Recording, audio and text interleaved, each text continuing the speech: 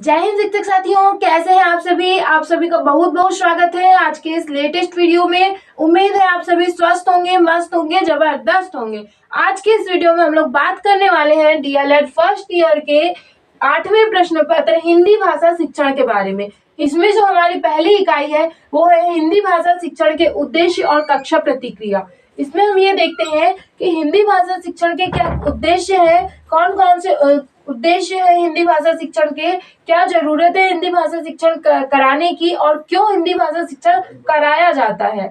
उसके बाद में जो कक्षा प्रतिक्रिया है, तो कक्षा प्रतिक्रिया में हम ये देखेंगे कि कक्षा में क्या प्रतिक्रिया होनी चाहिए, कौन कौन सी प्रतिक्रियाएं हैं जो कक्षा में जरूरी है, कौन कौन सी गतिविधियां कक्षा में होनी चाहिए हिंदी भाषा शिक्षण के लिए। हिंदी भाषा जो शिक्षण है ये, इसमें हम जानेंगे कि हिंदी भाषा का जो स्वरूप है, उसकी प्रकृति है वो कैसी है, और अगर हिंदी भाषा कोई बच्चा अपनी मातृभाषा के रूप में या क्षेत्रीय भाषा के रूप में बोलता है तो उसका हमको क्या लाभ मिलेगा हिंदी भाषा शिक्षण में। क्योंकि बहुत से लोगों की अनौपचारिक या घर की जो भाषा है वो हिंदी होती है, और हिंदी को ही हम कई बार अपने स्कूल में औपचारिक भाषा के रूप में भी पढ़ाते हैं। उसके बाद जो हमारी दूसरी इकाई है वो है हिंदी भाषा शिक्षण के कौशल। मतलब हिंदी भाषा को सिखाने के लिए कौन कौन से कौशल आवश्यक है, कौन कौन से कौशलों की जरूरत है हिंदी भाषा को सिखाने के लिए, यही कहलाता है हिंदी भाषा शिक्षण कौशल। तो कौन कौन से कौशल हैं, इन कौशलों का विकास कैसे होगा,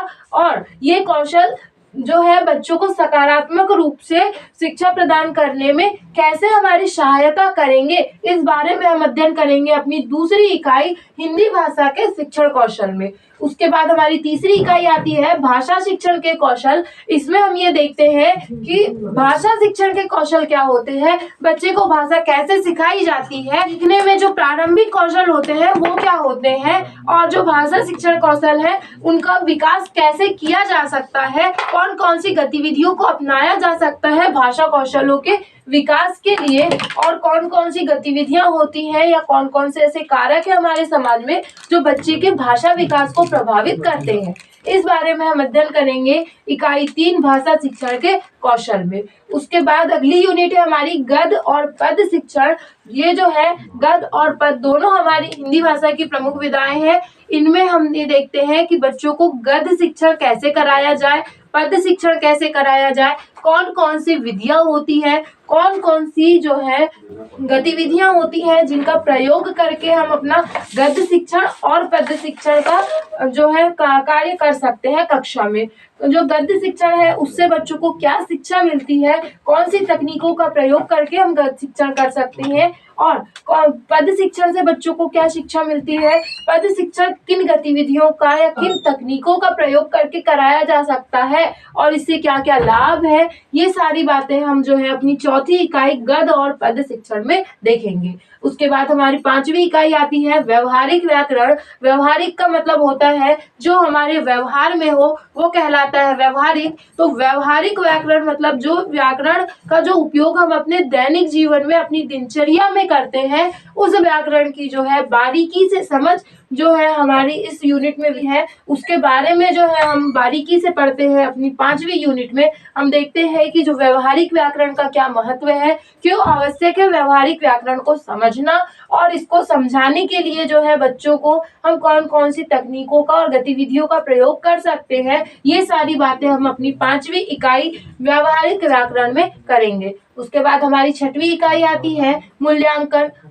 तो जब हम अपना भाषा शिक्षण का या हिंदी भाषा शिक्षण का कार्य करेंगे और हमको पता करना है कि बच्चे ने कितना सीखा है, कितनी जो है गुणवत्ता का सीखा है, वो सारी बातें जो है हम अपने मूल्यांकन में करेंगे। जब बच्चे का हम आकलन और मूल्यांकन करेंगे तभी हमारे शिक्षण कार्य की जो है सार्थकता हमारे सामने आएंगी, और तभी हमको पता चलेगा कि हमारा जो शिक्षण कार्य था वो कितना सफल हुआ है और कितना कहाँ पर कमी रह गई है, क्या सुधार करने की जरूरत है, वो सारी बातें मूल्यांकन से समझ में आएंगी। तो मूल्यांकन जो है हर प्रक्रिया का, हर शिक्षण कार्य का एक अहम हिस्सा होता है, और ये बहुत ही जरूरी इकाई है, इसको ध्यान से पढ़ना बहुत जरूरी। ये था हमारा छोटा सा इंट्रोडक्शन कि हिंदी भाषा शिक्षण जो 8वां प्रश्न पत्र हमारे डीएलएड फर्स्ट ईयर का है, इसमें हमको क्या क्या चीजें पढ़नी है।